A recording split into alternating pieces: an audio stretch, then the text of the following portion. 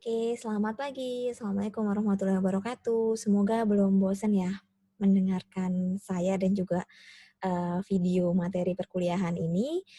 Sekali lagi, saya sengaja emang buat video supaya teman-teman bisa terus-terusan setel kalau misalnya ada yang nggak paham.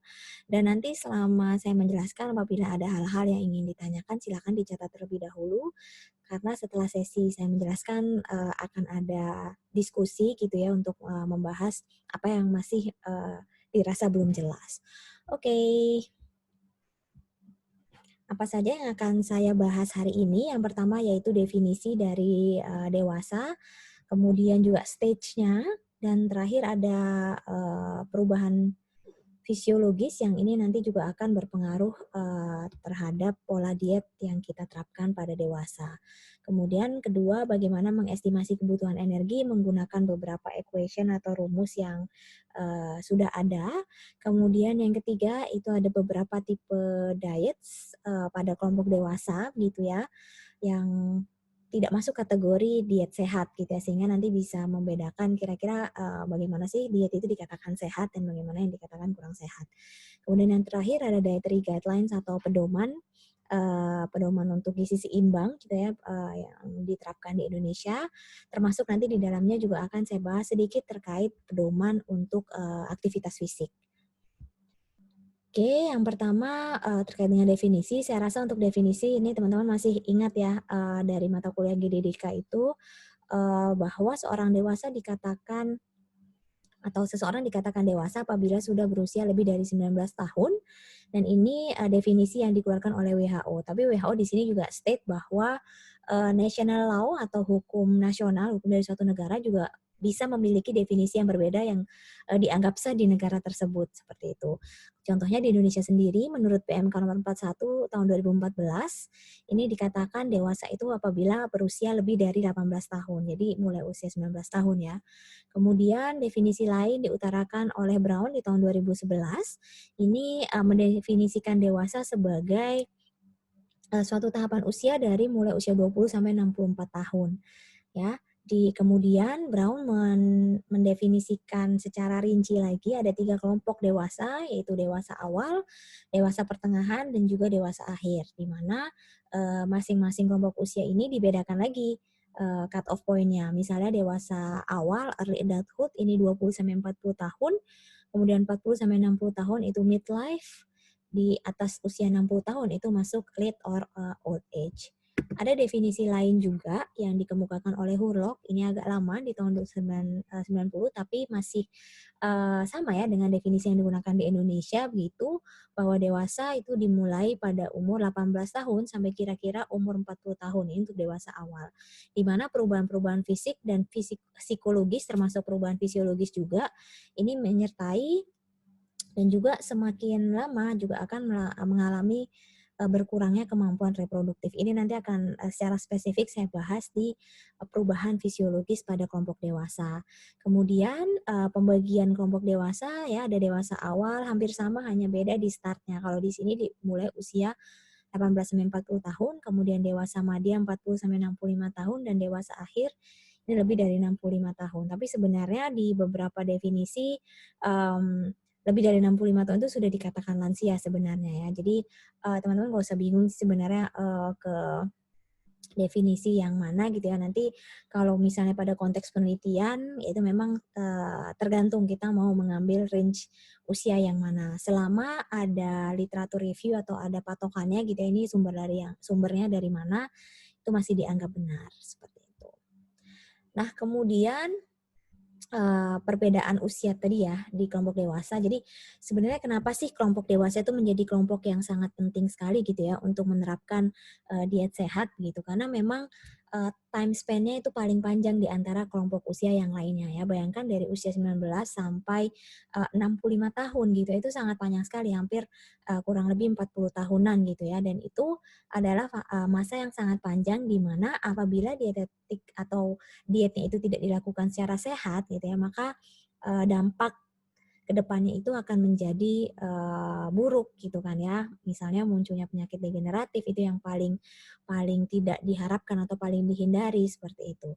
Nah kemudian dalam fase atau selama masa span dewasa ini, itu juga kelompok dewasa tentu mengalami beberapa perubahan gaya hidup atau lifestyle gitu ya, yang berkaitan dengan food intake. Di mana ketika, konteksnya dietetik sehat, kita bisa kayak menengarai gitu ya, atau semacam istilahnya itu, menandai kira-kira di kelompok usia 20 tahunan, 30 tahunan, dan seterusnya, itu ciri-cirinya itu seperti apa sih, dan kira-kira di, range usia yang mana yang, dietnya itu lebih mengarah ke diet yang kurang sehat dan mana yang lebih mengarah ke diet sehat, seperti itu. Yang pertama di usia 20 tahunan. Di usia 20 tahunan ini, biasanya seorang dewasa ini mulai istilahnya mencari jati diri gitu ya, atau mulai, mengalami kehidupan baru. Misalnya, merantau, baik itu untuk, kuliah ataupun untuk bekerja gitu ya. Mereka mulai independen in terms of pemilihan makanan. Karena kalau misalnya kita masih ikut orang tua gitu ya, let's say sampai usia SMA itu kan biasanya kita memang lebih banyak pemilihan makanan itu ditentukan oleh orang tua. Tetapi setelah itu sudah lebih independen, maka untuk mempersiapkan, apa yang dimakan, membeli makanan ya, itu bisa ditentukan diri sendiri gitu. Sehingga memang kalau misalnya sudah mulai independen, maka pilihan makanan sepenuhnya sudah ada di diri sendiri, dan di usia 20-an ini biasanya, banyak pilihan-pilihan makanan yang mengarah ke, pilihan yang kurang sehat. Karena kan, kayak istilahnya baru independen gitu ya, pasti akan, ingin mencoba banyak hal baru gitu ya. Ingin mencoba atau, membeli bahan makanan baru yang sebelumnya belum pernah mereka coba, apalagi kalau misalnya sudah independen, sudah bekerja, let's say gitu ya. Nah, ini akhirnya menyebabkan juga, beberapa pilihan makanan yang mengarah ke pilihan yang kurang sehat, seperti itu. Kemudian di usia 20 tahunan itu juga ada eksplorasi identitas ya, baik, berkaitan dengan, percintaan atau berkaitan dengan pekerjaan gitu ya. Ini juga secara tidak langsung bisa mempengaruhi, asupan makanan gitu ya. Misalnya, ketika engage dengan seseorang gitu ya, terdekat seseorang yang orangnya itu suka sekali makan di luar rumah gitu ya kan, maka, eee, pola makannya juga akan bisa mempengaruhi kita gitu ya, atau mempengaruhi dewasa di usia 20 tahunan itu gitu kan, yang akhirnya mereka juga, ikut pasangannya untuk, lebih sering makan di luar rumah dan sebagainya gitu ya. Pekerjaan juga seperti itu. Kalau misalnya circle pekerjaannya suka yang, jajanan yang fast food dan sebagainya, pasti secara tidak langsung itu juga bisa mempengaruhi asupan makanan di usia, 20 tahunan gitu. Kemudian naik ke usia 30 tahunan. Di usia 30 tahunan ini menarik ya, karena ternyata di usia 30 tahunan ini ditemukan, kelompok dewasa ini sudah mulai muncul responsibility, to and for others ya. Jadi biasanya di usia 30 tahunan ini kan sudah punya, keluarga gitu ya, sehingga mereka, lebih tertarik dengan hal-hal yang berbau gizi. Jadi misalnya nih, eee, punya anak gitu ya. Nah, ketika punya anak pasti kan kita ingin memberikan gizi terbaik buat anak. Artinya, kita juga akan menyediakan makanan-makanan yang dianggap sehat di dalam rumah gitu ya. Dan akhirnya, kalau misalnya nih, kita nggak mau anak kita makan fast food, misalnya gitu, ya maka kita juga nggak boleh dong makan fast food. Kenapa? Karena anak-anak itu children see, children do. Mereka, melakukan apa yang mereka lihat. Jadi kalau misalnya orang tuanya punya pola makan yang tidak sehat, pasti juga nanti jangan berharap kalau misalnya anaknya juga punya pola makan yang, sehat, seperti itu. Jadi, mulai mengarah ke diet yang lebih sehat atau yang lebih seimbang gitu di usia 30 tahunan gitu.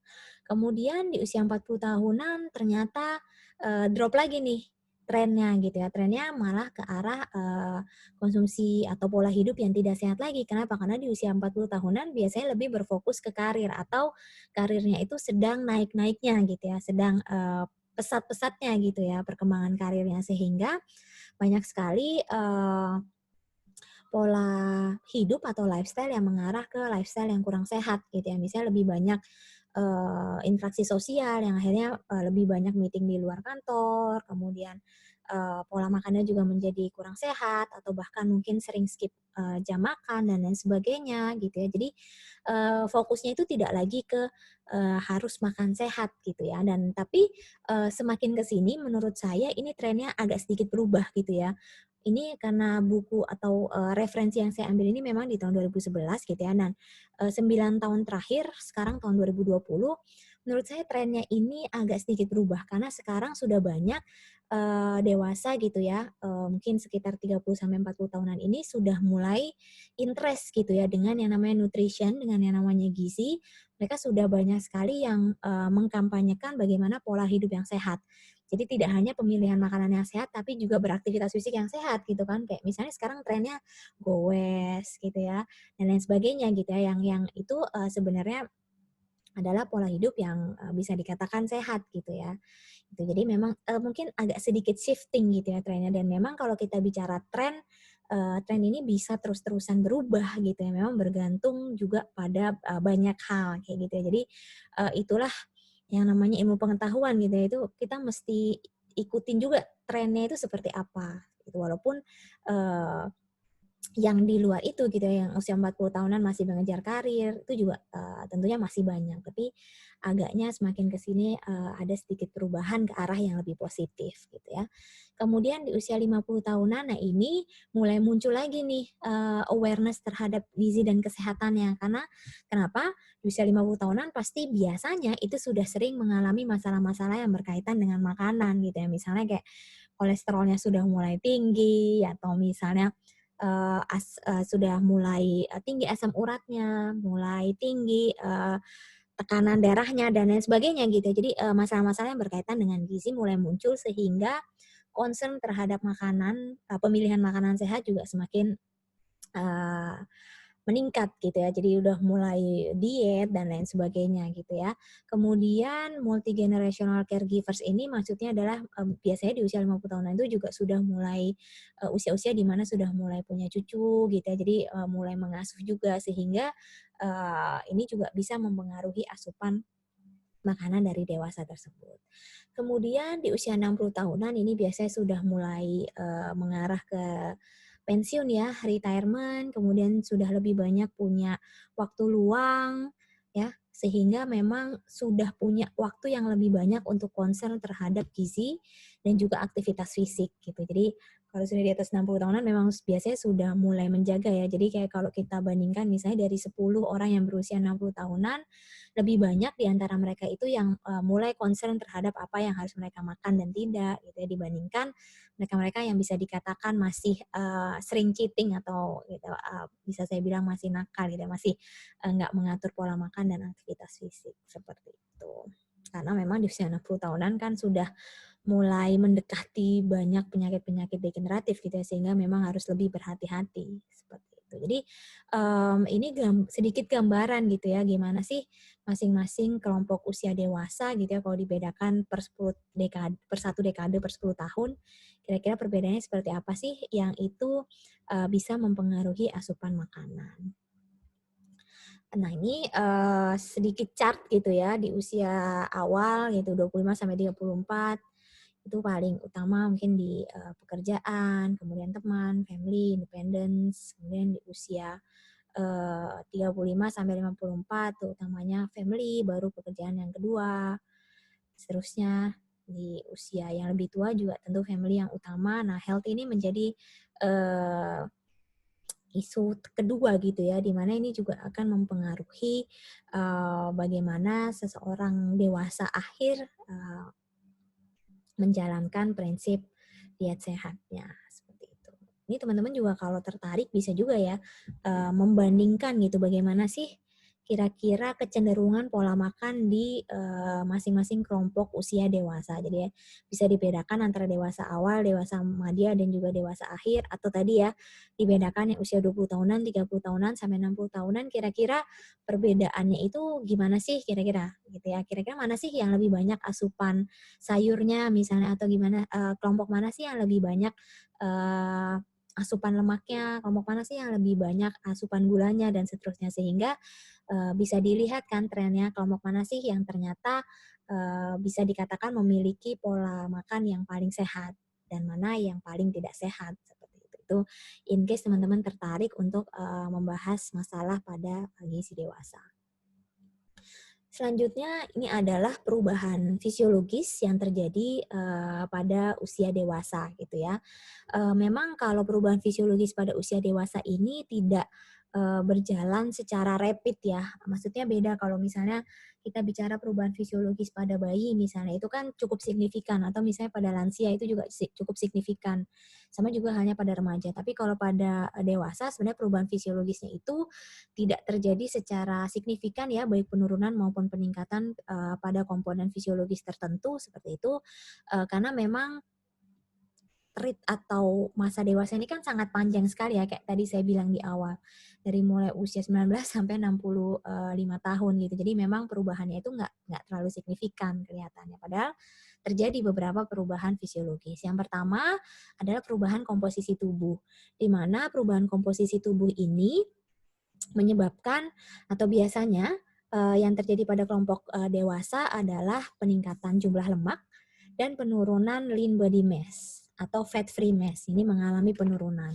Ya, ini juga tentunya juga berkaitan dengan pola hidup atau lifestyle dari seorang dewasa ya. Apabila memang aktivitas fisiknya kurang, kemudian dietnya juga tidak sesuai dengan anjuran diet sehat gitu ya, maka perubahan fisiologis ini bisa terjadi lebih awal atau di usia dewasa awal itu sudah bisa mengalami akumulasi lemak yang berlebihan dan penurunan lean body mass atau fat free mass-nya.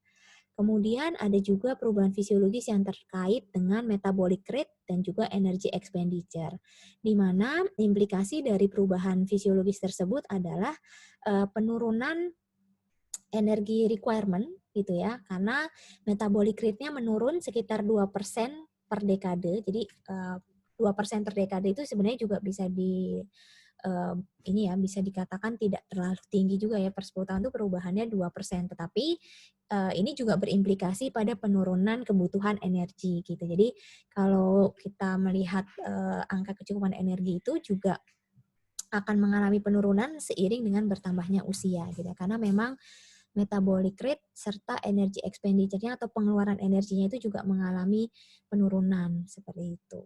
Kalau misalnya metabolic rate ini tidak diimbangi dengan energi requirement gitu ya. Jadi misalnya energi requirement-nya lebih tinggi gitu ya dibandingkan energi expenditure-nya, ya ini yang bisa terjadi adalah fat accumulation yang lebih banyak gitu. Jadi poin 1 dan poin 2 ini masih berhubungan satu sama lain. Kemudian kapasitas untuk melakukan aktivitas fisik ini juga menurun ya antara usia 25 sampai 65 tahun, di mana kapasitas aktivitas fisik ini diukur dengan VO2 max ya. Ini VO2 max ini juga salah satu indikator kebugaran. Ini menurun 5 sampai 10% per dekade. Ya, kemudian selain penurunan kapasitas aktivitas fisik, fleksibilitas itu juga mengalami penurunan, sehingga seiring dengan bertambahnya usia pada range kelompok usia dewasa, pasti juga akan mengalami penurunan dalam kemampuan beraktivitas fisik.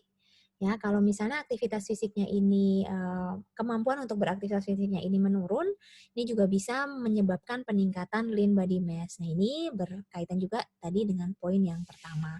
Jadi memang walaupun terjadi penurunan kapasitas aktivitas fisik dan juga flexibility, sebenarnya masih tetap bisa beraktivitas fisik loh gitu ya, tapi memang harus disesuaikan kira-kira tipe aktivitas fisik apa yang bisa dijalankan, agar tujuannya lean body mass-nya itu nggak semakin menurun dan akumulasi lemaknya juga tidak semakin meningkat. Gitu. Kemudian physiological change selanjutnya yang terjadi yaitu penurunan beberapa indera ya. Yang pertama terkait dengan sensorik, kemudian terkait dengan pendengaran, dan juga bahkan penurunan atau perubahan pada penglihatan gitu ya. Yang ini secara langsung dapat berimplikasi pada nafsu makan dan juga nanti nafsu makan ini akan berpengaruh pada asupan makanannya ya. Kalau nafsu makannya berkurang karena misalnya kurang bisa mencium aroma makanan gitu ya, sehingga bisa menurunkan asupan makanannya gitu ya, dan seterusnya. Terakhir ada perubahan fisiologis yang terkait dengan hormon ya, jadi perubahan hormonal atau juga disebut perubahan klimaterik gitu ya, di mana terjadi penurunan pada kadar hormon estrogen ini pada perempuan, dan pada laki-laki terjadi penurunan hormon testosteron. Nanti akan saya bahas juga lebih lanjut. Nah, ya, perubahan fisiologis yang terjadi pada perempuan itu disebut female climateric atau bahasa yang mungkin lebih sering kita dengar yaitu menopause. Menopause ini bisa terjadi mulai usia 45 tahun yang tadi dibahas di definisi ya, bahwa seiring dengan bertambahnya usia dewasa itu juga akan mengalami perubahan pada fungsi reproduksi, yaitu ini yang dimaksudkan. Karena kalau misalnya sudah mulai atau sudah memasuki fase menopause gitu ya, maka sudah tidak bisa lagi menjalankan fungsi reproduksi. Jadi artinya sudah tidak bisa hamil gitu ya. Transisi dari kemampuan melahirkan anak hingga tidak mampu melahirkan lagi gitu. Jadi memang karena kalau di menopause ini kan memang ditandai dengan berhentinya menstruasi itu ya, estrogen dan progesteron menurun sehingga proses pematangan sel telur itu juga tidak bisa terjadi. Kalau sel telurnya tidak matang, otomatis sudah tidak bisa diproduksi. Seperti itu. Nah, beberapa gejala itu juga menandai adanya female climateric pada wanita, tetapi tidak semua wanita mengalami ya, hanya sekitar 50%, seperti panas dalam, sakit kepala, pusing, jantung berdebar, dan nyeri sendi. Ya, ini memang gejala-gejala yang biasanya muncul pada perempuan yang sudah masuk fase menopause. Sedangkan pada laki-laki atau disebut male climateric, ini biasa terjadi pada usia middle age juga, gitu ya, andropause, yang ditandai oleh pembesaran kelenjar prostat. Oke. Selanjutnya yaitu perubahan fisiologis yang berkaitan dengan massa tulang. Jadi pada usia dewasa gitu ya, itu juga terjadi yang disebut dengan rapid loss. Rapid loss ini di mana terjadi penurunan densitas massa tulang secara cepat. Terjadi sekitar setelah usia 55 tahun ya. Akibatnya tulang atau densitas massa tulang menjadi menurun ya, menjadi less dense sehingga terjadi penurunan tinggi badan. Pada perempuan ini bisa turun sekitar 5 cm dan pada laki-laki bisa turun sekitar 2,5 cm. Nah, pada perempuan ternyata ditemukan bone loss ini atau penurunan densitas massa tulang bisa terjadi di usia yang lebih cepat, yaitu mulai usia 35 tahun. Seperti itu. Jadi memang pada perempuan ini mungkin teman-teman sering lihat ya, kalau misalnya pada mungkin yang masih punya nenek bisa dilihat ya, itu kadang beberapa sudah sampai bungkuk gitu ya, seperti gambar ini gitu ya, beberapa tulangnya juga bahkan ada yang sudah bengkok-bengkok terutama di bagian tangan, karena memang kalau wanita zaman dulu memang pekerja keras sekali gitu ya, dan mostly punya anak dalam jumlah yang tidak sedikit gitu, sehingga itu juga mempengaruhi bone loss yang lebih cepat dan lebih banyak, seperti itu.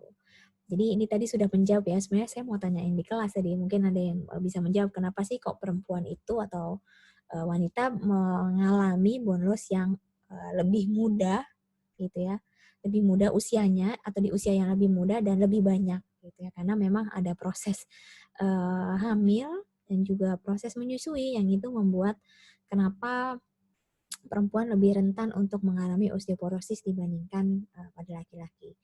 Jadi gambar ini menjelaskan ya rapid growth, kemudian sampai usia dewasa ini usia dewasa itu sudah mulai slow loss, tapi rapid loss-nya ini yang pada perempuan bisa muncul di atas usia 35 dan pada laki-laki mungkin lebih lambat sekitar usia 55 tahun. Seterusnya akan mengalami rapid loss tapi mungkin lebih rate-nya nggak terlalu cepat seperti itu. Oke, next ini adalah continuum nutritional status.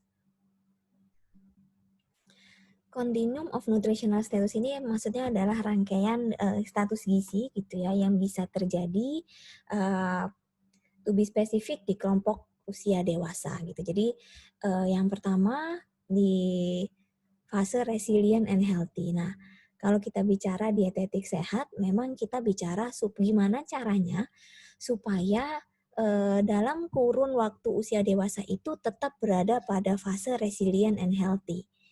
gitu ya. Kenapa? Karena kalau misalnya pada fase dewasa tidak berada pada kondisi resilient dan healthy gitu ya, maka status selanjutnya ini yang, bisa terjadi pada fase usia dewasa. Artinya maksudnya gini, kalau misalnya di antara usia 20 tahun sampai atau di usia 19 tahun sampai 65 tahun tidak pada kondisi resilient dan healthy, maka kondisi selanjutnya yang bisa muncul adalah berkurangnya simpanan zat gizi, kemudian bisa sampai menyebabkan kondisi kronis gitu ya, atau bisa dikatakan munculnya penyakit-penyakit kronis. Nah, ini yang sebenarnya dihindari gitu ya. Oleh karena itu kenapa pentingnya dietetik sehat itu supaya berada pada kondisi resilient and healthy sepanjang atau selama mungkin gitu. Kalau bisa sampai usia 65 tahun itu masih berada pada kondisi yang sehat gitu ya, dengan pola hidup yang sehat sehingga eee, usia harapan hidupnya juga bisa lebih panjang gitu dan bisa terhindar dari beberapa kondisi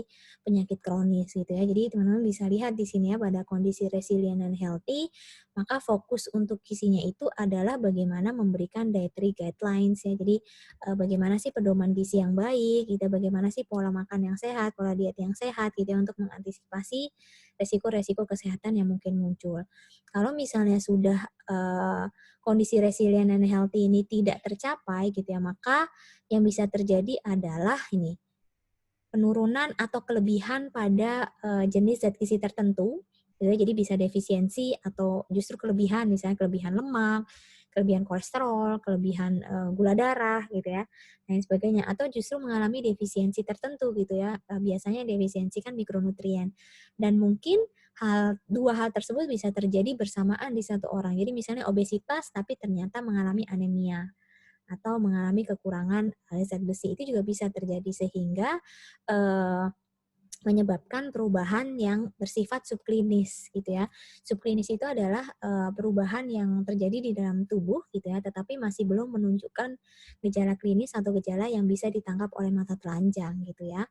Sehingga bagaimana, fokus gizinya apabila sudah, terjadi kelebihan atau kekurangan zat gizi tertentu, maka ini sudah bisa kita kasih dietary guideline yang spesifik gitu ya untuk mengatasi kekurangan dan kelebihan tersebut. Gitu. Kalau yang di awal tadi kan masih seimbang gitu ya. Jadi nggak ada yang kurang, nggak ada yang lebih, jadi seimbang. Seperti itu. Kemudian kalau misalnya ini sudah terjadi juga, kalau misalnya tidak diantisipasi dengan bagaimana sih kalau misalnya tadi tinggi lemak, kemudian harusnya seperti apa nih, berapa persen lemaknya dan seterusnya gitu ya. Kalau misalnya itu tidak dilanjutkan atau tidak dikerjakan, maka fase selanjutnya itu bisa terjadi atau muncul gejala yang tidak spesifik gitu ya. Jadi muncul beberapa gejala yang tidak spesifik tapi sebenarnya itu adalah hasil dari kelebihan atau kekurangan zat gizi tertentu gitu ya. Eee, Biasanya sudah mulai muncul, eee, gejala-gejala biokimia, ini nih, biasanya muncul di sini gitu ya. Kemudian setelah, muncul gejala biokimia yang bisa kita bilang sifatnya masih non-spesifik, akan muncul clinical condition. Jadi ada muncul kondisi-kondisi klinis yang mana, ini adalah bukti, bahwa individu tersebut itu sudah mengalami masalah kesehatan gitu, jadi butuh medical diagnosis. Nah, untuk di sini maka ini mulai muncul atau mulai dibutuhkan yang namanya MNT atau Medical Nutrition Therapy. Nah, sekarang ini nanti teman-teman akan belajar di semester 6 ya. Di mata kuliah dietetik infeksi dan dietetik penyakit degeneratif itu sudah mulai muncul kondisi-kondisi klinis dan juga kondisi-kondisi atau ketidakcocokan nilai-nilai biokimia gitu. Itu nanti akan diajarkan di semester 6, banyak belajar di situ. Nah, sekarang di semester 5 kita fokus ke dietetik sehat itu di sini, gitu ya. Jadi di fase awal bagaimana supaya tidak terjadi fase lanjut seperti ini, seperti itu.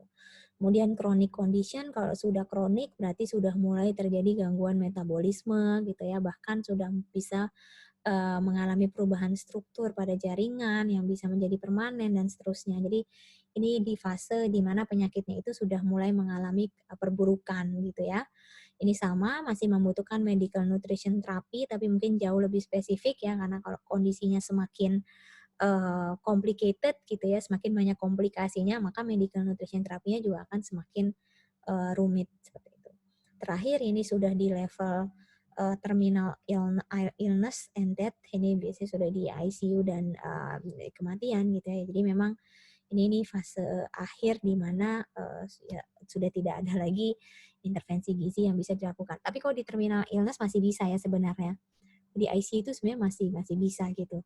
Tetapi memang tidak semuanya itu bisa diperbaiki dengan asuhan gizi gitu. Jadi memang ada beberapa kondisi yang sudah sangat parah sekali sehingga tidak bisa diselamatkan gitu. Itu yang intinya kita cegah gitu ya dengan dietetik sehat. Jadi kita fokusnya ke situ untuk mata kuliah hari ini. Agak panjang ya penjelasannya. Nah, akhirnya menjawab kenapa sih sebenarnya butuh diet sehat gitu ya.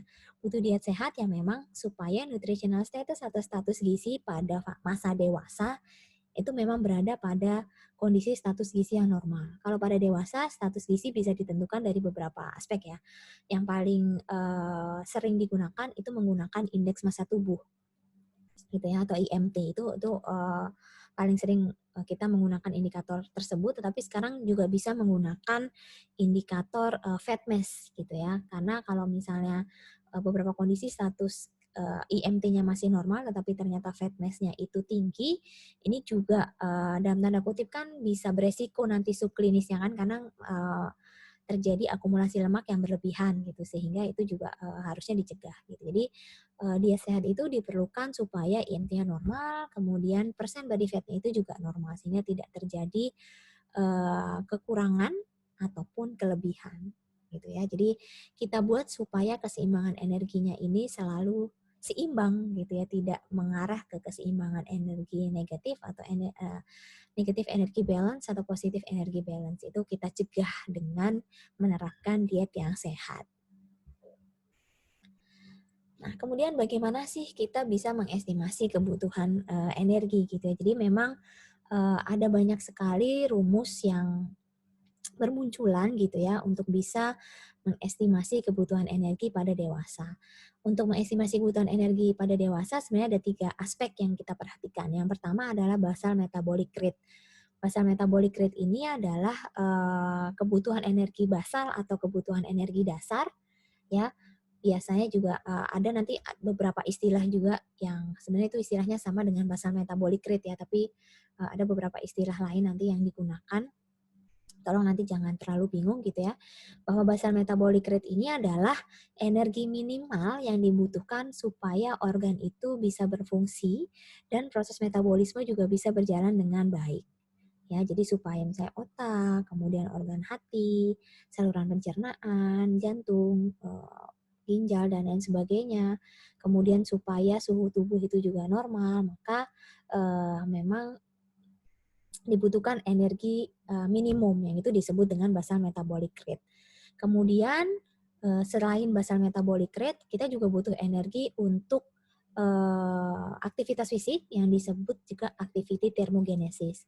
Yang ketiga, ini kebalik ya saya menjelaskan. Yang ketiga, ini ada thermic effect of food atau energi yang dibutuhkan untuk mencerna atau memetabolisme makanan. Tapi sebenarnya di beberapa rumus thermic effect of food ini diabaikan karena memang apa ya istilahnya kebutuhan energinya itu sangat sedikit gitu atau tidak terlalu banyak sehingga bisa diabaikan dan mostly hanya menggunakan BMR dan juga faktor aktivitas fisik untuk mengestimasi kebutuhan energi seperti itu. Nah, idealnya gitu ya, mungkin ini harusnya teman-teman juga sudah belajar di mata kuliah gizi dasar gitu ya, bahwa cara terbaik untuk mengestimasi energi adalah dengan direct calorimetry. Ya, itu adalah cara yang terbaik. Tapi memang untuk melakukan direct calorimetry itu memang membutuhkan waktu dan istilahnya butuh tenaga, butuh waktu yang lebih banyak dan peralatan juga yang lebih advance gitu ya, sehingga memang tidak bisa dilakukan dengan mudah ya, bisa dikatakan seperti itu. Jadi rumus atau mengestimasi kebutuhan energi itu bisa menggunakan rumus. Kalorimetri juga ada sih yang indirect calorimetry itu juga bisa digunakan untuk menghitung kebutuhan energi, tetapi biasanya kalau indirect calorimetry lebih banyak juga digunakan di setting klinis gitu ya, supaya memang bisa menghitung kebutuhan perbedaan kebutuhan energi pada beberapa pasien gitu. Kalau pada kondisi sehat, ini memang sudah ada rumus yang diciptakan gitu ya untuk bisa menghitung kebutuhan energi pada kelompok dewasa. Nah, kemudian apa saja faktor-faktor yang mempengaruhi kebutuhan energi? Yang pertama ada usia. Ya, seperti tadi saya katakan ada beberapa perubahan fisiologis yang berkaitan dengan usia sehingga ini juga bisa mempengaruhi kebutuhan energinya. Yang paling berpengaruh adalah penurunan energi expenditure tadi ya dan metabolic rate sehingga menurunkan kebutuhan energi di usia yang lebih mendekati dewasa akhir. Kemudian gender atau jenis kelamin antara laki-laki dan perempuan ini juga mempengaruhi perbedaan kebutuhan energi, tapi mungkin ini lebih berkaitan dengan faktor aktivitas fisik ya, karena laki-laki dianggap memiliki aktivitas fisik yang lebih tinggi sehingga memang kebutuhan energinya juga lebih tinggi. Kemudian status gizi, underlying disease, energi intake dan energi loss ini biasanya faktor-faktor yang mempengaruhi kebutuhan energi pada kondisi yang tidak sehat gitu. Jadi kayak misalnya karena kan kalau pada diet sehat kita anggap memiliki status gizi yang normal gitu ya. Jadi akan tetapi kalau misalnya ada kondisi-kondisi yang misalnya malnutrisi berat gitu ya, atau misalnya ada underlying disease atau penyakit metabolik tertentu, penyakit infeksi tertentu yang menyebabkan perubahan metabolisme gitu ya, maka ini juga akan bisa mempengaruhi kebutuhan energi. Dalam rumus perhitungan energi itu biasanya ada faktor stres. Nah, faktor stres ini dihitung apabila seseorang mengalami penyakit tertentu. Seperti itu. Tapi saya nggak akan banyak bahas hari ini. Nah, rumus pertama yang akan saya jelaskan adalah rumus yang paling umum sekali digunakan di Indonesia dan juga di beberapa negara lainnya gitu ya, yaitu rumus Harris-Benedict ya. Jadi untuk rumus Harris-Benedict ini pertama adalah untuk menghitung BMR terlebih dahulu, jadi basal metabolic rate. Jadi Bu, sebenarnya rumus-rumus ini didapatkan dari mana sih? Rumus-rumus ini juga didapatkan sebenarnya dari direct calorimetry yang dilakukan di penelitian ini gitu. Jadi mereka melakukan direct calorimetry pada beberapa orang ya, kemudian dari hasil beberapa orang tersebut dimasukkan ke dalam software statistik sampai akhirnya ditemukan rumus seperti ini. Seperti itu ya. Jadi antara laki-laki dan perempuan ini ada perbedaan di koefisiennya. Ya, teman-teman bisa hafalkan, tapi sekarang juga sudah banyak sih aplikasi untuk menghitung kebutuhan energi menggunakan rumus Harris-Benedict ini. Gitu ya. Setelah menghitung BMR-nya, kemudian kita harus mengalihkan faktor aktivitas fisik dan ini ada sebenarnya injury factor atau faktor stres. Tapi pada konteks dietetik sehat kita hapuskan injury factor ini, kita hanya hitung activity factor-nya. Jadi untuk mengetahui berapa sih kebutuhan energi dalam satu hari, kita harus mengalihkan hasil perhitungan BMR dengan faktor aktivitas fisik. Nah, ini adalah faktor aktivitas fisik dari rumus Harris-Benedict ya, dikalikan 1,2 apabila aktivitasnya bisa dibilang sedentary, jadi lebih banyak duduk, kemudian masih aktivitas ringan atau lightly active, maka BMR dikalikan 1,375. Ini biasanya apabila masih melakukan olahraga 1-3 kali, 1-3 hari dalam 1 minggu. Kemudian dikatakan moderately active atau aktivitas sedang dikalikan 1,55 dengan BMR-nya. Ya, apabila melakukan olahraga sekitar 6-7 hari dalam 1 minggu. Sangat aktif, ini biasanya kalau sangat aktif dan ekstra aktif ini pada dewasa yang atlet ya. Karena kalau non-atlet rasanya berolahraga lebih dari 1 kali per hari itu agak less likely gitu ya. Jadi biasanya untuk yang very active dan extra aktif ini adalah untuk yang atlet. Oke, kemudian rumus kedua yaitu rumus Mifflin-Senjor. Ya, ini ada rumus yang pertama untuk menghitung resting energy expenditure. Jadi resting energy expenditure ini istilah sama dengan basal metabolic rate ya. Jadi berapa sih energi yang dibutuhkan dalam kondisi istirahat. Artinya kalau kondisi istirahat kan berarti nggak ada aktivitas fisik gitu. Jadi hanya butuh untuk fungsi metabolisme dan kerja organ.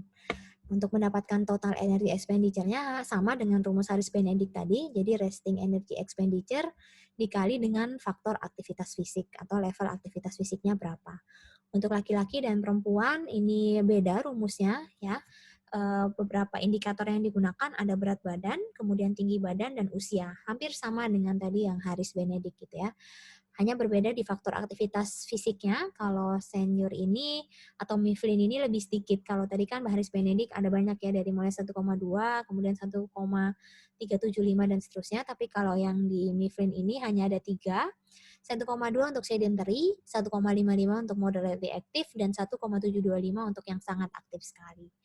Nah, awalnya rumus Mifflin ini memang digunakan untuk kondisi healthy, normal weight, and moderately overweight. Jadi memang rumus ini cocok digunakan untuk populasi dewasa yang memiliki status gizi normal. Jadi tidak kekurangan gizi atau tidak underweight, dan bisa juga digunakan untuk yang moderately overweight. Ya, jadi agak sedikit overweight gitu ya bisa dikatakan. Jadi nggak sampai obes seperti itu. Jadi memang rumus ini juga disarankan, tapi Mifflin memang kalau dibandingkan Harris Benedict lebih sering kita menggunakan Harris Benedict. Oke, kemudian selanjutnya ada rumus FAO. Ya, ini kalau rumus FAO memang tidak memasukkan variabel usia, tetapi dia punya rumus untuk masing-masing kelompok usia. Dibedakan juga berdasarkan jenis kelaminnya. Ya, jadi ada laki-laki usia 18 sampai 30 tahun, ya. Ini equation-nya, kemudian seterusnya untuk perhitungan mereka menggunakan indikator tinggi badan dan berat badan. Tinggi badan dalam meter dan berat badan dalam kilogram gitu ya. Ini untuk kelompok usia dewasa semuanya sudah lengkap. Teman-teman sebenarnya nggak perlu menghafalkan sekali ya angka perhitungannya seperti itu, karena memang nanti ketika sudah lulus pun juga tidak apa ya, maksudnya nggak ada juga soal untuk menentukan atau misalnya menghitung ini rumus FAO itu yang mana, rumus Harris Benedict yang mana, itu tidak. Tapi ini hanya sebagai pengetahuan untuk teman-teman bahwa rumus untuk perhitungan energi itu ada banyak sekali, dan sometimes kita juga dituntut untuk menggunakan kira-kira rumus mana sih yang lebih tepat untuk masing-masing kelompok usia. Oke, kemudian ada rumus Scofield ya. Untuk rumus Scofield ini salah satu kekurangannya itu tidak menggunakan indikator tinggi badan. Ya, kalau menurut saya pribadi gitu ya, ini pendapat pribadi, sebenarnya semakin banyak indikator yang digunakan untuk menentukan atau untuk menghitung rumus kebutuhan energi, menurut saya lebih baik. Kenapa? Karena jadinya lebih spesifik kan antar satu orang dengan orang yang lain gitu. Let's say antar 2 orang dewasa dengan usia yang sama tapi berat badan dan tinggi badannya berbeda, maka kebutuhan energinya bisa berbeda kan. Yang cukup signifikan kalau memang berat badan dan tinggi badannya juga berbeda secara signifikan gitu. Jadi memang saya lebih prefer rumus-rumus yang lebih menggunakan atau dia butuh data yang lebih banyak, berat badan, tinggi badan, usia, dan seterusnya. Ini pun usia juga tidak digunakan sebagai indikator perhitungan ya, jadi sudah dibedakan antara usia 18 sampai 29, 30 sampai 59, dan lebih dari 60 tahun. Gitu. Tadi emang rumusnya lebih lama sih kalau Scofield ini sudah tahun 80-an. Ini memang sudah sangat jarang digunakan juga. Oke, kemudian ada rumus Henry Oxford, ini lebih terbaru ya, di tahun 2005, terutama untuk menghitung basal metabolic rate, hampir sama dengan rumus Scofield sebenarnya, ya, karena rumus Henry Oxford ini juga tidak membutuhkan data tinggi badan dan juga usia yang spesifik, gitu. Jadi hanya menghitung atau memasukkan variabel usia, ya, kemudian dikalikan dengan koefisiennya dan ditambah dengan koefisien untuk masing-masing kelompok usia dan jenis kelamin yang berbeda. Akan tetapi sebenarnya pada setting-setting tertentu gitu ya, di mana memang tidak semua data itu didapatkan, misalnya hanya ada data berat badan, maka rumus Scofield dan Henry Oxford ini juga menjadi lebih tepat gitu. Jadi maksud saya di sini mungkin bisa teman-teman nanti bisa lebih kontekstual gitu ya. Jadi konteksnya yang tepat mana. Kalau misalnya memang tidak ada data tinggi badan, ya jangan dipaksakan menggunakan rumus Harris Benedict karena kan nggak akan ketemu gitu. Jadi maka bisa menggunakan Scofield atau Henry Oxford. Seperti itu. Kemudian untuk physical activity levelnya, ini untuk Henry Oxford tadi ya, karena tadi adalah rumus untuk BMR. Untuk mendapatkan kebutuhan energi, BMR harus dikalikan lagi dengan aktivitas fisik. Ya, ini antara laki-laki dan perempuan ada sedikit perbedaan apabila aktivitasnya moderate to heavy. Ya, jadi kalau inactive atau sedentary, kurang dari 2 jam berjalan kaki atau 2 hours on their feet, ini maksudnya berjalan kaki, maka dikalikan 1,4. Light, ya, aktivitas fisik ringan dikalikan 1,5, ini masih, berjalan atau melakukan aktivitas dengan berjalan kaki, ya, itu lebih dari 2 jam per hari. Moderate, ini, berjalan atau melakukan aktivitas lebih dari 6 jam. Kemudian juga melakukan, sedikit aktivitas atau olahraga ringan gitu ya. Dan heavy ini kalau misalnya pekerjaannya memang sangat berat sekali, misalnya kuli bangunan gitu ya, yang memang membutuhkan tenaga yang sangat besar sekali atau, atlet, itu masuk kategori yang heavy, maka dikalikan 2,1 untuk laki-laki dan 1,82 untuk perempuan. Oke, kalau misalnya, kita bandingkan dengan faktor aktivitas fisik di rumus Harris Benedict dan juga rumus, yang kedua tadi, memang untuk, Henry Oxford ini lebih tinggi ya, kalau tadi kan 1,2 untuk yang Harris Benedict dan rumus yang kedua, tapi kalau yang Henry Oxford ini 1,4. Jadi memang, faktor pengali aktivitas fisiknya lebih tinggi gitu. Jadi walaupun dia nggak pakai data tinggi badan dan juga data usia, hasilnya mungkin akan kurang lebih sama dengan hasil perhitungan dengan menggunakan rumus Harris Benedict ya. Tapi untuk misalnya teman-teman bisa lebih, paham, saya sarankan untuk mencoba semua rumus untuk satu kasus. Jadi nanti teman-teman bisa membandingkan atau ini saya wajibkan deh. Nanti untuk semua kasus teman-teman hitung menggunakan semua rumus yang ada ya. Jadi hitung pakai Harris Benedict, kemudian pakai Scoville, pakai FAO, pakai Mifflin dan juga pakai yang terakhir ini Henry Oxford ya, semuanya coba dihitung ya. Kemudian terakhir masukkan AKG. Nah, kira-kira rumus mana sih yang paling mendekati AKG kita gitu. Jadi teman-teman nanti bisa menyimpulkan sendiri gitu ya, kira-kira mana sih yang lebih mendekati AKG gitu ya, sehingga itu lebih bisa digunakan atau istilahnya merepet-merepet sama kayak AKG gitu ya. Jadi nggak terlalu overestimasi dan nggak terlalu underestimate gitu. Jadi itu nanti wajib saya wajibkan untuk mengerjakan di laporannya masing-masing ya. Nah, terakhir ini ada rumus IOM, ini rumus yang memang paling baru dan sekarang juga lebih sering digunakan dibandingkan yang Harris Benedict karena yang Harris Benedict itu mostly overestimate ya. Jadi beberapa hasil penelitian itu menemukan kalau yang Harris Benedict itu agak sedikit overestimate gitu dan IOM ini lebih mendekati. Tapi seperti yang tadi saya katakan ya, coba teman-teman hitung dulu menggunakan semua rumus dan kemudian nanti bisa menyimpulkan kira-kira mana yang mendekati dengan angka kecukupan gizi. Untuk IOM ini menggunakan data yang sama dengan Harris Benedict ya, jadi usia, tinggi badan, dan berat badan, akan tetapi faktor aktivitas fisiknya itu nggak dikalikan di akhir gitu. Jadi itu masuk ke dalam hitungan ya. Jadi bisa dilihat di sini. Ini untuk laki-laki usia lebih dari 19 tahun. Energy requirement-nya estimated energy requirement 662 dikurangi 9,53 dikali usia dalam tahun ditambah ini faktor aktivitas fisik, kemudian dikalikan dengan 15,91, kemudian dikali berat badan, ditambah 539,6 dikalikan dengan tinggi badan dalam meter. Ya, nah ini PA-nya, ya.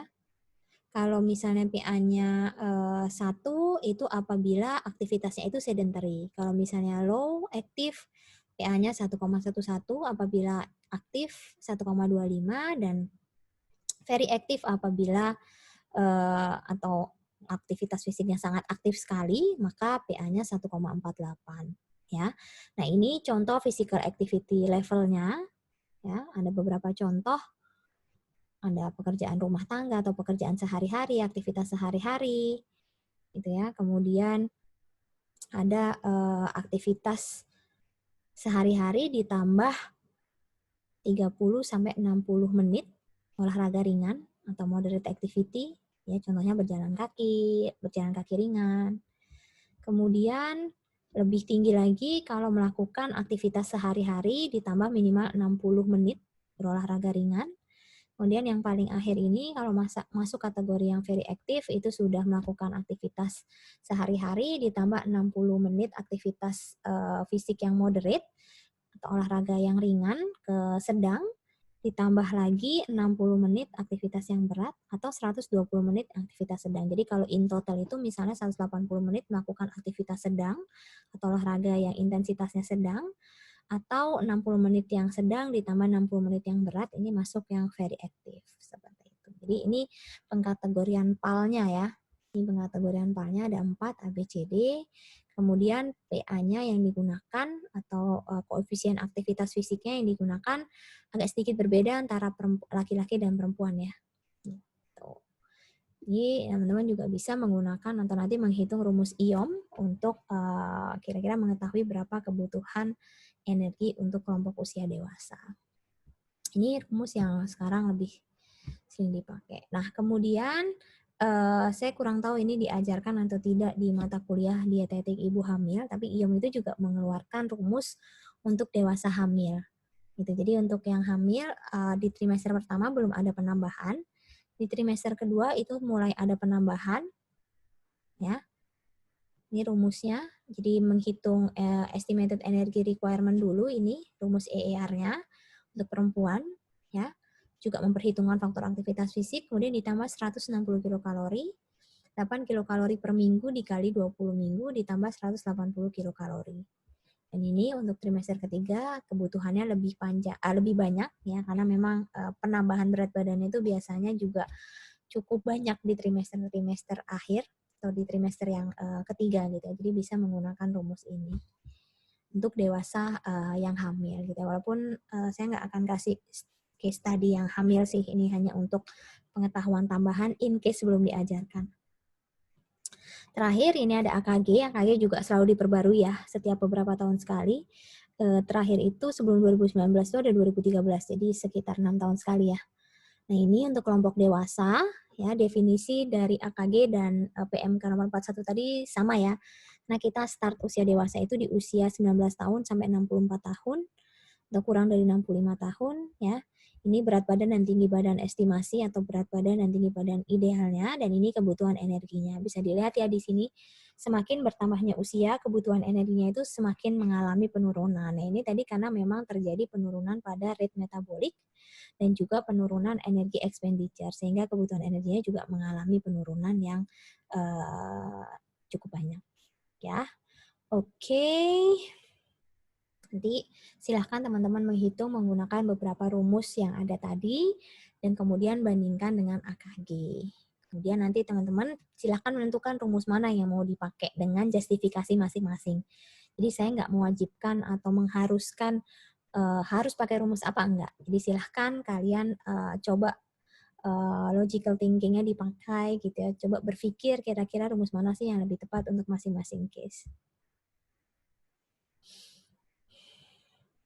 Oke, selanjutnya ada pertanyaan sering juga, gimana menghitung energi untuk kondisi yang overweight atau obesitas atau pada kondisi yang underweight gitu ya. Nah, kita ada istilah yang kita kenal dengan namanya adjusted body weight dan ideal body weight, atau berat badan ideal dan berat badan yang di-adjust gitu ya. Berat badan ideal, rumus yang kita pakai seringnya adalah rumus Broca. Ini juga pasti teman-teman sudah diajarkan ya di mata kuliah PSG. Rumus Broca ini untuk laki-laki dan perempuan berbeda. Untuk laki-laki itu tinggi badan dikurangi 100, kemudian dikurangi tinggi badan kurangi 100 dikali 10%-nya. Sedangkan kalau pada perempuan dikali 15%-nya. Perbedaannya hanya di situ. Ini untuk menghitung ideal body weight. Yang kedua yaitu adjusted body weight. Untuk menghitung adjusted body weight itu memang dibutuhkan data ideal body weight. Jadi memang pertama harus menghitung ideal body weight dulu, kemudian ditambah berat badan aktual dikurangi berat badan ideal dikali 25%. Jadi ini kayak sekitar kita adjust gitu ya, 25% dari antara selisih berat badan ideal ke berat badan aktual. Kurang lebih seperti itu untuk menghitung adjusted body weight. Nah, kenapa sih kita menggunakan adjusted body weight gitu ya pada yang underweight atau yang pada overweight atau obesitas? Karena logikanya ini, kalau misalnya pada dewasa yang overweight atau obesitas, ketika kita menghitung kebutuhan energi menggunakan berat badan aktual, maka tidak akan terjadi penurunan berat badan, gitu ya. Karena kita menghitungnya menggunakan berat badan yang saat itu gitu. Jadi ya akan terus-terusan terjadi atau istilahnya nggak akan terjadi penurunan berat badan gitu. Tetapi kalau kita menggunakan ideal body weight pada kelompok overweight atau obesitas itu bisa jadi terlalu rendah kita mengestimasi kebutuhan energinya gitu, sehingga memang tidak disarankan untuk menggunakan berat badan ideal pada kelompok overweight dan obesitas karena takutnya mereka malah defisit kalorinya terlalu banyak gitu, sehingga kita menggunakan tengah-tengah istilahnya adjusted body weight itu tengah-tengahnya lah kira-kira apa sih yang tepat gitu. Akhirnya kita menggunakan adjusted body weight sehingga kita mengharapkan penurunan berat badan gitu ya. Penurunan berat badan dengan mengestimasi kebutuhan energi menggunakan adjusted body weight. Jadi harapannya nanti berat badannya itu mencapai berat badan dengan menggunakan adjusted body weight tadi. Jadi kayak misalnya berat badannya 80, kemudian adjusted body weight-nya ini hanya contoh ya, adjusted body weight-nya misalnya 75. Ya nanti kita berharap dengan menghitung estimasi atau mengestimasi kebutuhan energinya menggunakan berat badan adjusted 75 kilogram nanti, yang awalnya berat badannya 80, kita harapkan nanti turun menjadi 75. Seperti itu. Atau sebenarnya cara yang kedua itu bisa juga tetap menggunakan actual body weight gitu ya. Tetap menggunakan berat badan aktual dengan defisit kalori sekitar 500 kilokalori per hari gitu ya. Jadi kita menciptakan atau create negative energy balance supaya berat badannya itu bisa turun. Ya, dengan penurunan 500 kilokalori itu bisa dari makanan saja atau dengan penambahan aktivitas fisik, di mana penurunan kalori sekitar 500 kilokalori ini bisa menghasilkan penurunan berat badan sekitar setengah sampai 1 kilogram per minggu. Gitu. Jadi kalau misalnya kita bicara dietetik sehat itu juga kita mungkin akan membicarakan bagaimana sih diet penurunan berat badan yang sehat juga, yang tidak menyiksa tapi tetap bisa menghasilkan penurunan berat badan yang diharapkan. Jadi memang kenapa sih kok nggak disarankan diet-diet kekinian yang turun berat badannya itu misalnya langsung 10 kilo per bulan gitu. Karena memang hal tersebut bisa membahayakan tubuh gitu karena tubuh dipaksa untuk melakukan adaptasi metabolisme yang sangat cepat seperti itu dan itu tidak diharapkan karena kalau gimana sih kalau adaptasinya dipaksakan gitu ya pastikan dampaknya juga tidak akan baik seperti itu ya.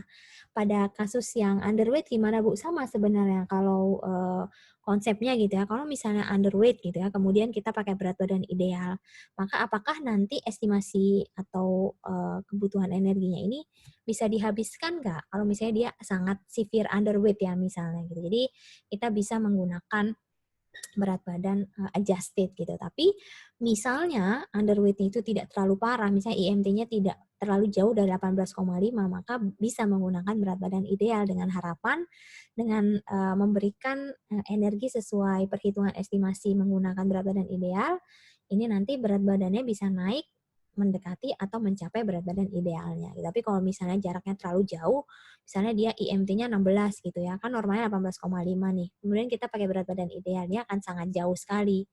Itu perbedaannya sehingga kita bisa menggunakan adjusted body weight atau menggunakan berat badan aktual. Sebaliknya, tidak dikurangi 500 kilokalori melainkan ditambah 500 kilokalori per harinya untuk menghasilkan penambahan setengah sampai 1 kilogram per minggunya. Jadi sebenarnya konsepnya sama tinggal dibolak-balik gitu ya. Jadi semoga teman-teman bisa pahami konsep tersebut gitu. Jadi kadang kan ahli gizi kan punya pertimbangan yang beda-beda ya. Nah ini yang pengen juga saya tekankan nih ke teman-teman gitu bahwa sebenarnya even kayak dokter aja kan ada yang dengan kondisi yang sama. Misalnya saya ke dokter A, dia ngasih obat ABC. Dokter B dia ngasih obat ABCD. Kok beda gitu? Padahal kan sakitnya sama, orangnya sama gitu. Karena inilah, karena masing-masing dokter itu punya istilahnya punya persepsi yang berbeda-beda, punya justifikasi yang berbeda-beda atas kondisi pasien sehingga satunya meresepkan ABC, satunya meresepkan ABCD. Ini sama halnya terjadi pada ahli gizi.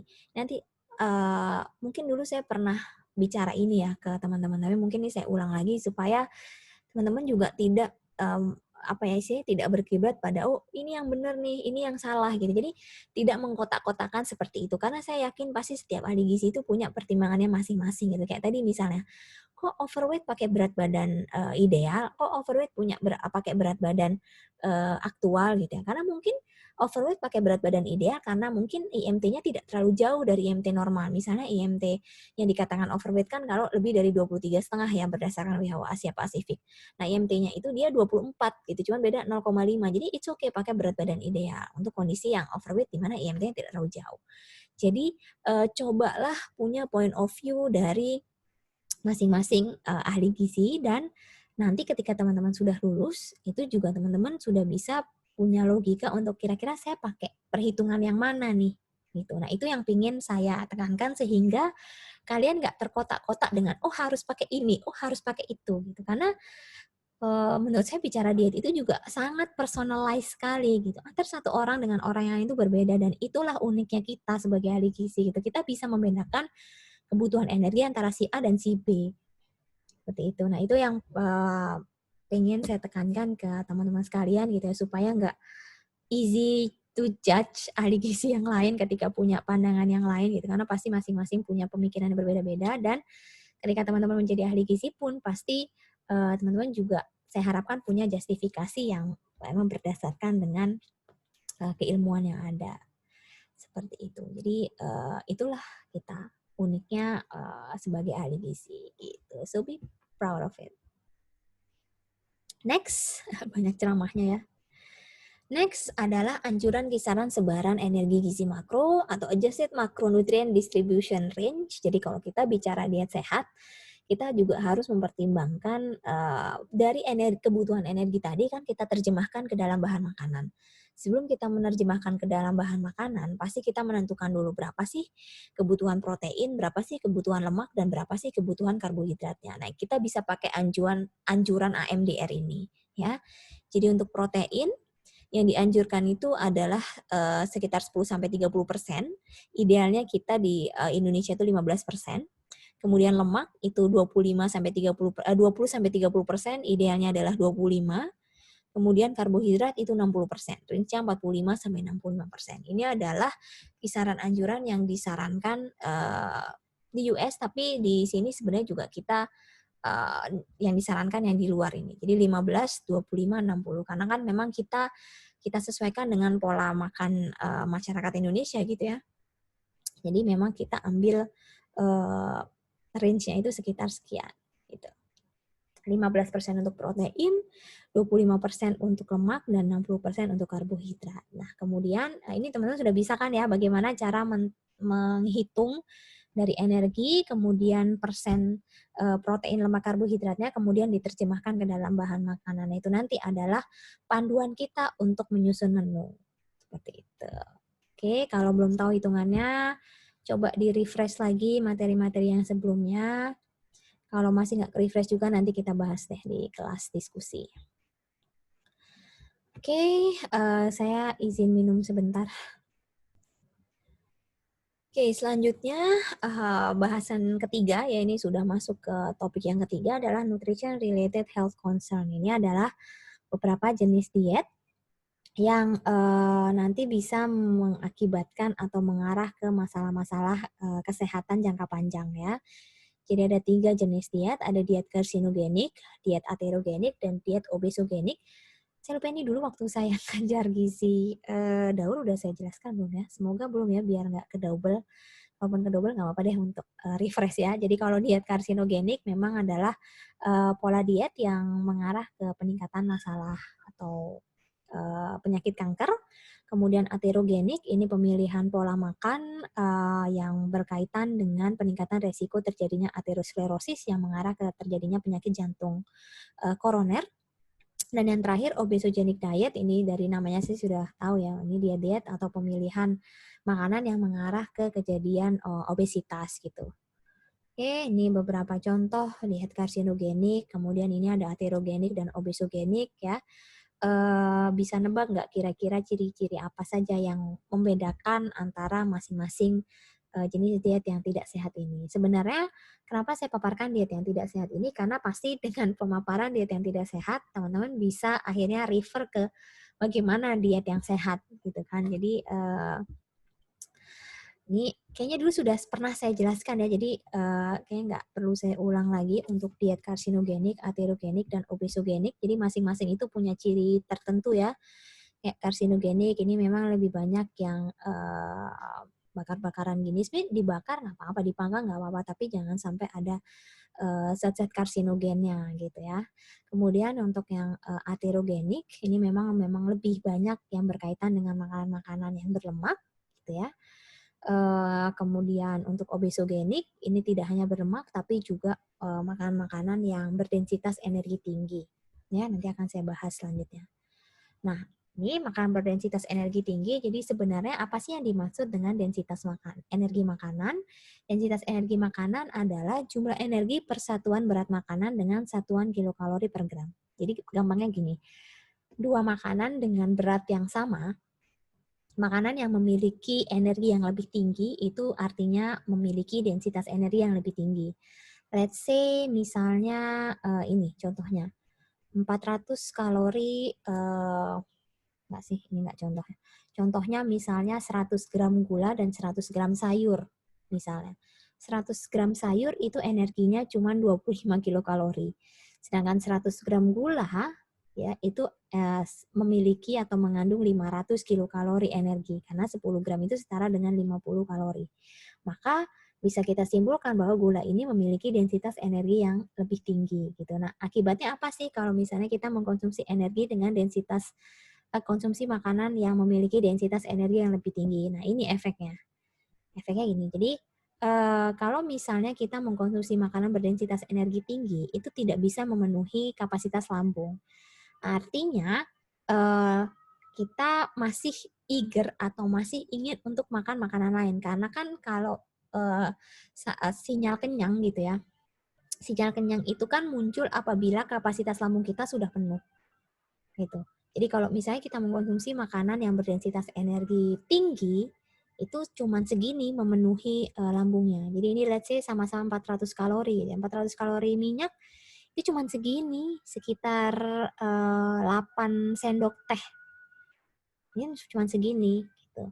Tapi dibandingkan 400 kalori ayam itu bisa memenuhi sekitar segini. Tapi 400 kalori sayur, bayangin 400 kalori sayur itu berapa ya? Sekitar 400 dibagi 25 sekitar 800 gram sayur. Itu banyak banget kan.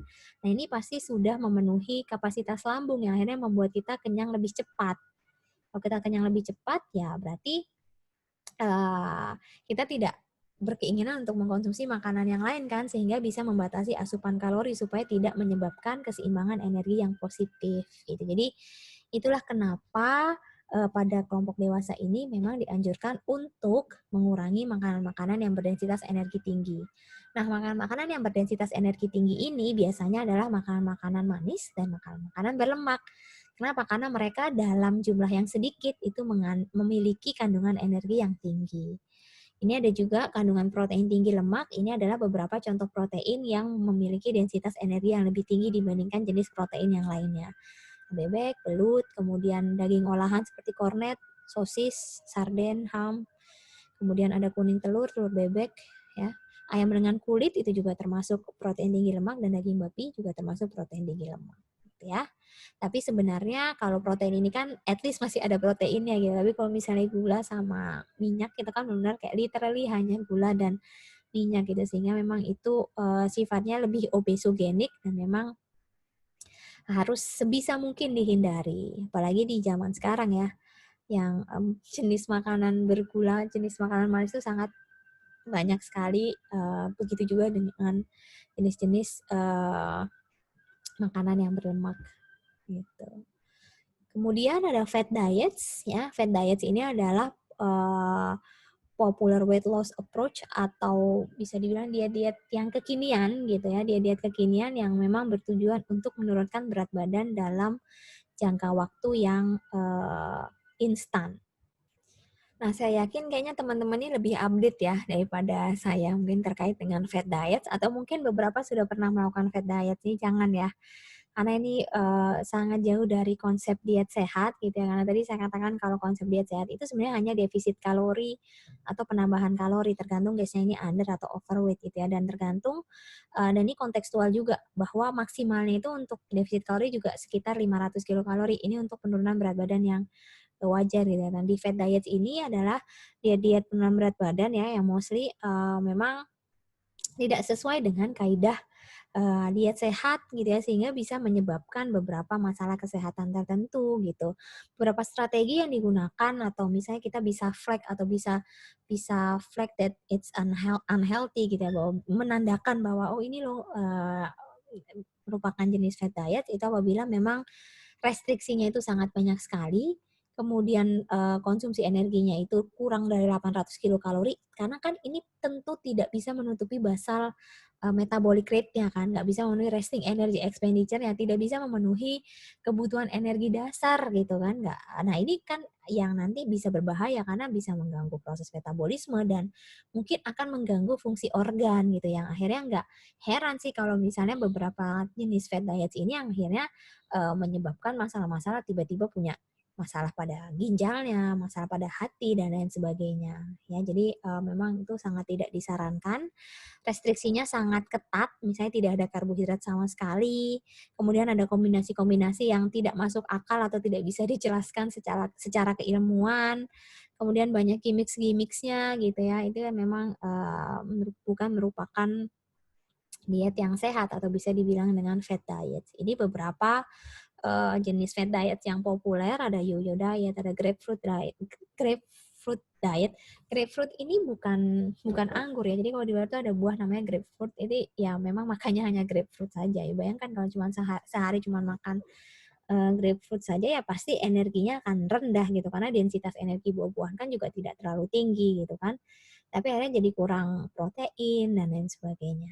Food combining, kemudian crazy cabbage. Crazy cabbage ini benar-benar yang memang sama. Crazy cabbage cuma makan cabbage ada kan. Cabbage itu bentuknya kan emang kayak nasi ya. Jadi kayak dibuat kayak nasi gitu. Raw food diet ini juga bisa dibilang less healthy gitu ya. Karena dikhawatirkan kontaminannya. Broad type diet ini juga sangat tidak bisa dijelaskan sebenarnya. Alkaline diet ini dia tinggi protein, hampir sama dengan Atkins. Ya, ini juga dia tinggi protein. Kemudian The Zone, GM Diet itu General Motors Diet yang dulu itu awalnya dari perusahaan General Motors gitu, di mana dia menerapkan pada karyawannya ada beberapa hari dalam 1 bulan itu yang benar-benar hanya dikasih buah saja, jadi hanya boleh makan buah. Dan ternyata dari hasil itu didapatkan memang terjadi penurunan berat badan yang cukup signifikan pada beberapa karyawan. Nah, kalau karyawannya itu kan kalau karyawan punya berat badan yang baik, status gizinya baik kan pasti nanti biaya untuk kesehatannya kan bisa ditekan. Nah, itu sebenarnya tujuan awalnya itu sebenarnya mulia baik gitu ya, tapi dalam implementasinya jadinya agak bisa dibilang kurang benar gitu, karena sebenarnya dengan diet gizi seimbang pun dengan defisit kalori yang tepat itu juga bisa menurunkan berat badan hingga mencapai IMT yang ideal. Kemudian yang nomor 11 ini adalah satu jenis diet yang fat diet yang populer tapi sehat ya, Mediterranean diet ini. Ini bisa dicek banyak sekali sekarang konsumsi menggunakan pendekatan Mediterranean diet yang justru berdampak positif gitu ya, nggak hanya untuk weight loss tapi juga untuk hal-hal lain terutama untuk menjaga kesehatan jantung seperti itu. Dengan konsumsi serat yang tinggi gitu ya, kemudian konsumsi lemak tidak jenuh juga. Nah, terakhir ada materi dietary guideline ya. Jadi untuk dietary guideline ini adalah guideline atau pedoman diet sehat gitu ya, di mana pedoman diet sehat ini bisa diterjemahkan dalam beberapa bentuk. Yang pertama diterjemahkan dalam dietary reference intake, istilahnya DRI atau di Indonesia kita kenal dengan AKG. Kemudian ada rekomendasi diet dan pola hidup, kita sebut dengan itu yang benar PUGS ya, bukan PGRS, Pedoman Umum Gizi Seimbang kalau di Indonesia. Dan yang terakhir itu ada food guide. Jadi ini sudah dalam bentuk kayak guide kira-kira apa sih yang harus dimakan dan jumlahnya berapa.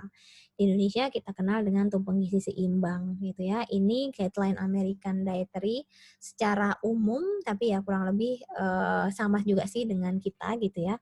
Jadi konsumsi serat, sayur dan buahan yang banyak, kemudian produk low fat dairy, tapi mungkin kalau low fat dairy products ini nggak terlalu applicable sih di Indonesia karena kan memang konsumsi dairy kita tidak terlalu tinggi. Kemudian membatasi konsumsi lemak jenuh, trans fat, ya. Kemudian pilih lemak-lemak daging-daging yang berlemak rendah, regular physical activity, ya, aktivitas fisik secara reguler teratur.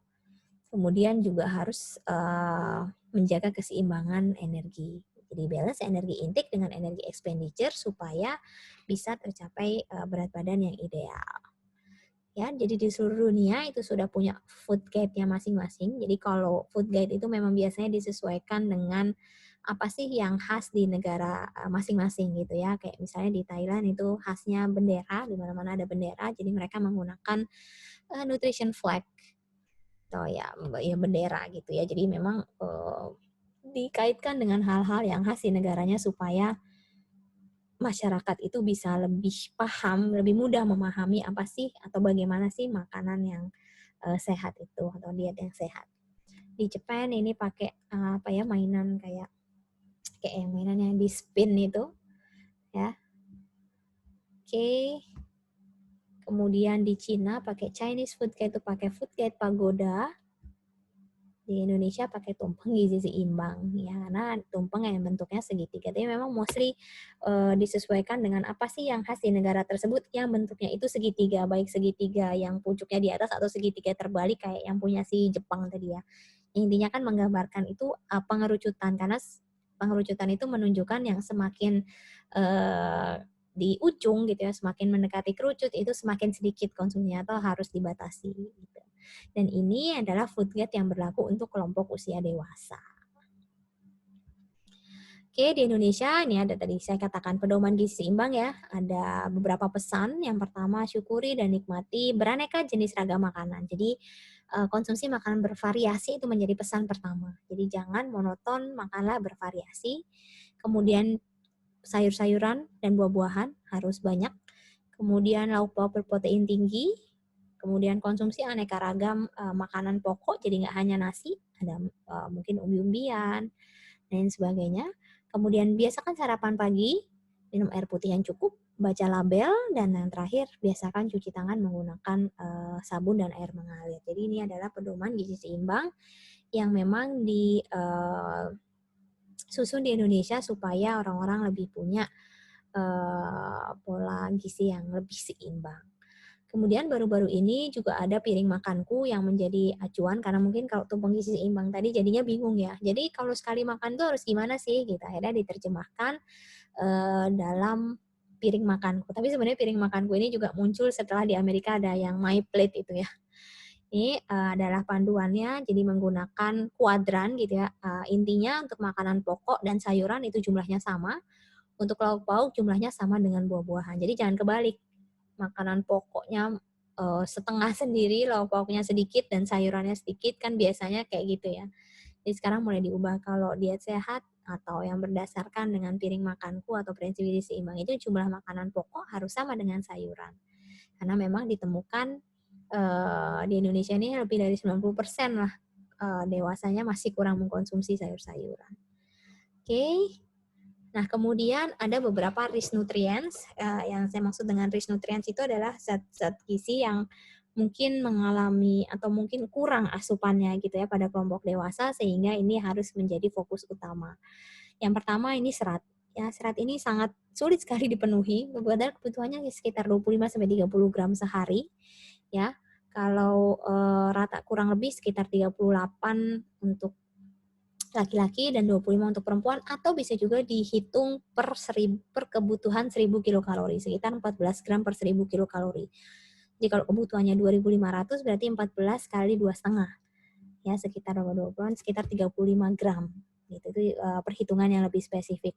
Memang asupan serat ini masih sangat rendah gitu, sehingga menjadi salah satu rich nutrients atau saya taruh di nomor pertama karena tadi asupan sayuran memang masih sangat kurang sekali. Kedua ada vitamin A, Ya, vitamin A ini juga bisa mengalami kekurangan, terutama pada dewasa-dewasa yang kurang konsumsi protein hewani dan juga kurang konsumsi sayur-sayuran yang kaya akan vitamin A. Ya, umumnya vitamin A ini juga harus dipenuhi pada kondisi menyusui ya, karena pada kondisi dewasa yang menyusui biasanya membutuhkan vitamin A yang lebih gitu ya, sehingga kalau misalnya habis melahirkan itu kan dikasih suplementasi vitamin A pada ibu nifas. Ini supaya memang punya cadangan yang lebih untuk bisa ditransfer ke bayi. Ini masuk salah satu rich nutrients juga. Kemudian selanjutnya ada vitamin D ya. Vitamin D ini padahal kita sangat panas sekali ya. Maksudnya negara tropis sebenarnya harusnya cukup asupan vitamin D-nya, tapi masih menjadi rich nutrients juga karena memang mungkin most of us takut dengan sinar matahari gitu ya. Di baru-baru ini aja semenjak ada pandemi corona ini kayaknya orang-orang mulai concern dengan fungsi vitamin D untuk imunitas ya dan sebagainya untuk mencegah COVID-19 sehingga kayak mulai banyak tren-tren untuk berjemur dan sebagainya ya, mulai rame baru-baru ini ya. Karena memang sejak dulu belum menjadi isu gitu ya, padahal sebenarnya ini juga masuk salah satu rich nutrients atau zat gizi yang beresiko untuk kurang gitu. Kemudian selanjutnya ada vitamin E. Nah, vitamin E ini memang banyak ditemukan pada beberapa minyak sayur ya, yang ini juga sebenarnya agak jarang dikonsumsi gitu ya, kayak misalnya minyak jagung, olive oil kan kita jarang, kita mostly minyak kelapa gitu kan untuk goreng dan sebagainya.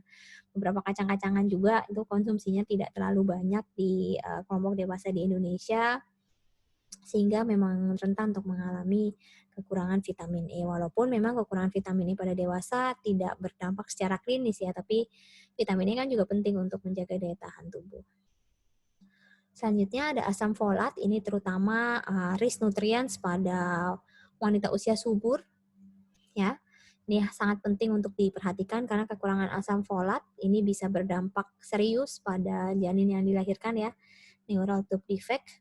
Kemudian ada kolin, ini sebenarnya adalah zat non gizi tetapi penting untuk transport dari lemak ya, jadi lipid transport bersama-sama dengan asam folat dan juga vitamin B12. Ini juga sangat penting untuk convert homocysteine ke methionine. Ini kan penting ya untuk mencegah terjadinya penyakit jantung ya. Sehingga zat gizi ini juga sangat dibutuhkan oleh tubuh, tapi beresiko untuk mengalami kekurangan pada beberapa dewasa. Sumber dari kolin ini banyak terdapat pada beberapa jenis protein ya, seperti hati, kemudian telur, daging-dagingan. Jadi kalau untuk yang karnivor kayaknya masih bisa terpenuhi untuk kebutuhan kolinnya. Kemudian ada kalsium. Nah ini kalau kalsium sama juga tadi resikonya lebih banyak pada dewasa perempuan yang hamil dan menyusui ya. Ini lebih tinggi resikonya dibandingkan pada laki-laki. Oke, untuk sumbernya saya rasa teman-teman sudah paham, paling banyak memang di susu dan produk olahannya. Yang low fat itu biasanya lebih tinggi kalsiumnya, low fat, high calcium. Gitu. Kemudian selanjutnya ada magnesium. Ya, ini ternyata juga menjadi salah satu rich nutrients pada kelompok dewasa yang harus dilihat gitu ya kecukupannya. Dan yang terakhir ini ada potasium. Nah, potasium ini biasanya dia tektokan sama natrium. Kalau pada dewasa itu biasanya konsumsi natriumnya tinggi, konsumsi makanan yang asin, gurih itu tinggi. Di satu sisi konsumsi makanan yang kaya akan potasium yang mana banyak terdapat pada buah-buahan itu rendah gitu, sehingga kalau misalnya potasium ini sama dengan kalium ya, jadi kalau kalium natriumnya ini nggak seimbang kan bisa mempengaruhi elektrolit di dalam tubuh kan, elektrolit balance gitu, sehingga memang harus diperhatikan juga konsumsi potasium jangan sampai mengalami kekurangan. Rekomendasi lain ini lebih untuk ke pembatasan ya. Jadi kalau tadi itu rich nutrients itu adalah zat gizi apa sih yang beresiko untuk kurang pada kelompok dewasa, ini sebaliknya. Zat gizi apa sih yang resiko lebih konsumsinya pada kelompok dewasa sehingga harus dikurangi gitu ya. Ada kafein, sugar dan sodium. Kalau water and beverage ini untuk yang air ini yang disarankan ya. So, ini sama dengan yang sebelumnya. Tapi untuk yang beverage, total kafein, sugar dan sodium ini yang harus dibatasi konsumsinya ya. beverage ini sebenarnya minuman manis gitu ya. Sekitar 10-14% dari asupan energi sehari. Kafein maksimal hanya 400 mg. Jadi kalau cuma satu gelas kopi aja sih masih nggak sampai ya 400 mg kafeinnya. Kemudian untuk gula sebenarnya disarankan untuk supaya manfaatnya itu lebih banyak, pembatasannya itu sampai 5% saja dari total energi dalam satu hari. Tapi sebenarnya sampai 10% itu masih bisa ditoleransi. Jadi ya kalau untuk populasi yang sehat, kita bisa set sekitar 10% dari kebutuhan energi sehari. Terakhir ada sodium atau natrium, ya. Disarankan maksimal sekali 2.300. Tapi kalau bisa sama seperti gula tadi ya, kalau misalnya masih bisa dimanfaatkan lagi itu sekitar 1.500 mg per hari. Ini kalau kita pakai garam gitu ya, 1 gram garam itu sekitar 400 mg natrium. Tapi perlu diingat juga natrium itu tidak hanya ada pada garam, tapi pada beberapa jenis protein itu juga secara alamiah sudah mengandung natrium gitu. Jadi kalau misalnya kebutuhan kita sekitar 2.300, kita bisa mengalokasikan untuk garamnya itu hanya sekitar 3-5 gram gitu ya, jangan lebih dari 5 gram. Nah, kalau lebih dari 5 gram garamnya, maka nanti asupan natrium seharinya bisa melebihi 2.300 mg. Seperti itu. Oke, next, bagaimana kemudian kita bisa membuat daily eating habit atau pola makan yang seimbang gitu ya. Kita bisa membuat persentase asupan energi per tiap kali makan gitu. Jadi memang kenapa sih dibuat seperti ini? Sebenarnya menghindari ada melewatkan 1 jam makan tertentu, karena kalau misalnya kita dalam kondisi yang sangat lapar, kita akan cenderung makan jauh lebih banyak gitu kan, karena kayak ngerasa lapar banget jadi kayak lebih barbar gitu ya. Nah, itu yang kita hindari gitu, sehingga dibuat bagaimana di setiap kali waktu makan tuh kita sudah merasa kenyang gitu, sehingga nggak sampai binge eating atau nggak sampai makan yang terlalu banyak, seperti itu. Ya, jadi contohnya di sini untuk 2.100 kilokalori dari mulai sarapan di sini ya. Jadi sarapan itu biasanya cukup 15%. Kemudian untuk snack masing-masing 10%, kalau snacknya 3 kali. Kemudian untuk makan siang ini yang paling banyak 30%. Kemudian snack lagi 10%, kemudian makan malam 25%, dan yang terakhir snack malam itu sekitar 10%. Ya, jadi 3 kali makan utama dan 3 kali makan snack, kemudian dihitung dari kalori tersebut, kemudian persentase karbohidrat, protein dan lemaknya berapa. Jadi ini bisa menjadi patokan teman-teman untuk membuat menu diet yang sehat. Tapi bisa juga sebenarnya di otak-atik ya. Jadi ini balik lagi ini nggak saklek gitu ya. Yang penting adalah 3 kali makan itu pasti. Tapi untuk snackingnya ini biasanya kan ada yang 2 kali gitu ya. Jadi kita bisa distribusikan 10%-nya ini misalnya sarapannya jadi 20% dan makan siangnya jadi 35%, boleh seperti itu.